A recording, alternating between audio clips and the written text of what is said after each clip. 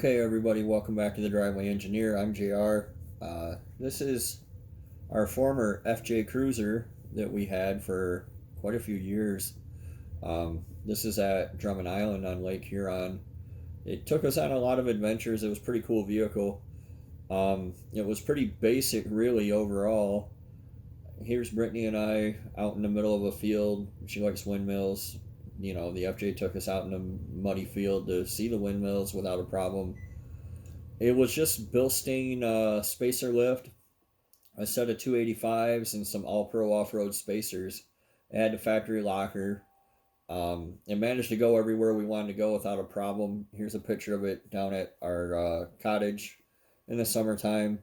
I mean, it was a daily driver, weekend off roader. I get a lot of comments from people who are like, I thought you said you off roaded it. Like, yeah, I'm not flipping it on its lid, but we went out and we had some fun with it. Here we are. This is Windrock Trail 22, which is like one of the milder trails, but you know, it's about as much as you want to do in a thing that you have to drive to work every day. You don't want to smash the hell out of it, right? Um, it got decent gas mileage, like 17 miles to the gallon. Here's Brittany, like shortly after we bought it. It still had highway tires on it then. And you see it doesn't have the sliders. It still had the wings on the bumper and everything. It was very stock then. But yeah, it was a good vehicle. It was economical. It was pretty reliable. Here's a little video clip of us at Drummond doing the stairs down to Marblehead, which again, I've had people like, I've seen whatever take that line. Yeah, this was my daily driver. I drove it to work every day. Well, I drove it to work most days. Brittany drove it to work some days. I drive a lot more than her, so I tend to drive the more fuel efficient vehicle, which between my truck and the FJ is definitely the FJ.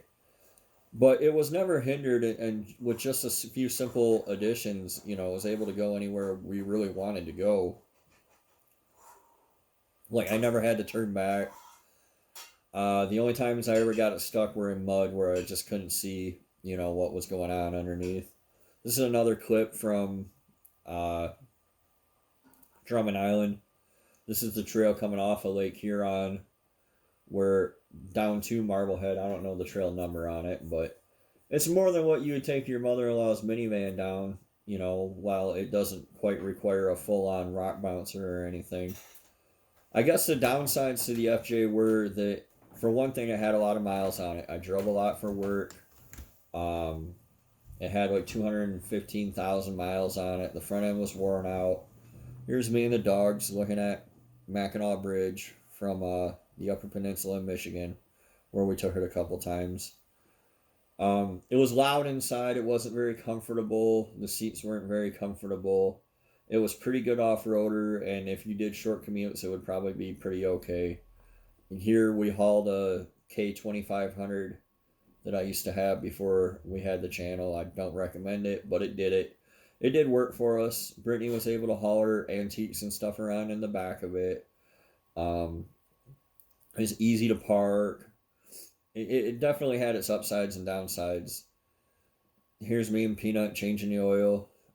Peanut never really took to the FJ, oddly enough. But part of the problem was that it was getting old. It was getting worn out. We're going to have to put a lot of money into it. I didn't really feel like doing it. And we used to have a much more luxurious adventure vehicle, which was this Trailblazer here, which was an LT. It had heated leather seats. It had satellite radio. It wasn't quite as good off-road, but it wasn't bad with the mods that I did to it. And so with it getting up in age, we wanted to find something a little more suited to long road trips, a little more on-road oriented, and a little more comfortable. So we started, Trailblazers are too old now. We started looking around. We drove like a Cherokee. We looked at Wranglers, but they're loud. They're bad on gas. They're kind of cramped. And so what we came to was this WK2. And here's Brittany in it, back when it was brand new, before we did anything to it. And I know what you're thinking, like, that thing's a mall crawler, right? Like, it's 20-inch wheels. It's kind of low to the ground. It's got a lot of chrome. What are you going to do with that?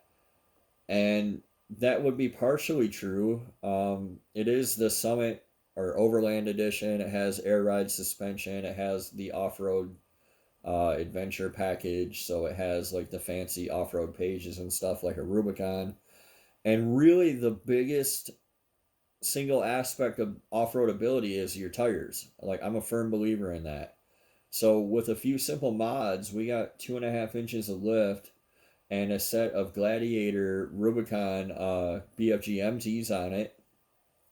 And it changed the whole attitude of the vehicle. We still have a pretty stock ride because of the airlift, right? With just the spacers and some software reconfiguring.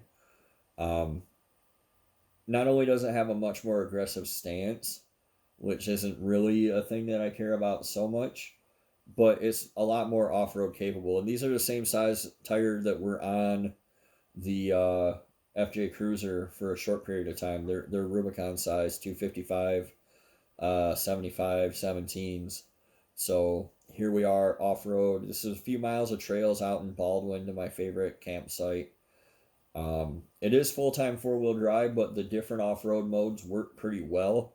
And it has a brake biasing like traction control system where if one tire lifts or spins, it applies the brake. And so it's kind of like a limited slip in that way. This is a snowy, muddy hill up north. It took a bit more speed than I really wanted to do, and it took a little more drama, but it really wasn't a problem. Like, we went right up it, no big deal. We went down to land between the lakes in Kentucky, drove around through the stream bed for a little while. This is all loose rocks. You know, your feet sink into it like a few inches. Um, didn't have a problem because it's mostly the tires, right? The four-wheel drive system's sophisticated enough to do its thing. And, you know, with the tires being aggressive enough to grab, to grip and rip, it's not really a problem. Right here, Brittany's sitting on a tree because it came down across the trail and we didn't have a chainsaw with us, which we really should. But I had to kind of make my own trail here around. Again, it doesn't really have a problem. It's still small enough, like a Tahoe would be too big. You know, it's still small enough to fit around between these trees. I don't have to rub up against them all. I can still get her around through the woods. And really, it's a very, very nice vehicle. We have the panoramic sunroof. We have heated and cooled seats, and the cooled seats are a big. Like, I never knew that I cared, but I cared. Like, we went to Mississippi and it was hot as hell, and I turned on my air conditioned seats, and it cooled my little delicate butt down. Um, Here, this is a rocky, really rough beach at land between the lakes, and that hill in the background is the way in and out. And it was a little drama, but we managed to get up there without a problem. The thing gets 22 miles a gallon, which is like 5 miles a gallon better than the FJ. We have our satellite radio back. We have our heated and cooled seats. No, the top doesn't come off it, but the top didn't come off the FJ. And realistically, people don't take the tops off their Wranglers anyway. Just like the FJ, it's going to spend 95% of its time on the road, you know, so that we can make the money to pay for it and pay for our adventures. And it's very, very comfortable on the road, and we're really happy with it. The thing will cruise at 90 miles an hour, no drama, nothing, you know. It's dead quiet inside compared to the FJ. The FJ was loud. You got a lot of road noise, wind noise. This thing's deadly quiet, except for now I put the MTs on it and they kind of howl. But it's a great vehicle, and we've already been all the way to Mississippi in it. We really enjoy it. And I really don't regret the decision to buy it at all. I'm pretty happy with it, and I think we're going to have plenty of adventures with it, and we're going to have a good time. So, when you ask why would I trade my FJ for that, well, that's why, because my FJ was old and nothing lasts forever, right? I'm happy with it. I don't know if anybody else would be happy with it, but you have to be realistic. Like I always say, you have to be realistic about what you're going to do, what you can do, what you can afford, what you want, what you actually need. You know, do you need a rock buggy, a rock bouncer? Probably not. Can you do what you need to do? with a Grand Cherokee? Maybe, maybe not. I don't know.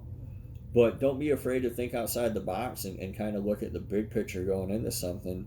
There's people out there wheeling Isuzu rodeos and whatever else, Honda Pathfinders and or Nissan Pathfinders, Honda Passports, all kinds of stuff. Will get the job done if you're just being realistic and a little open minded about it. It doesn't have to be a locked Wrangler on 44s all the time. So anyway, thanks for watching, and we're saying goodbye to our FJ. We'll miss it, but not so much. We're very happy with our new Jeep too. So thanks for watching, and we'll see you next time on the Driveway Engineer.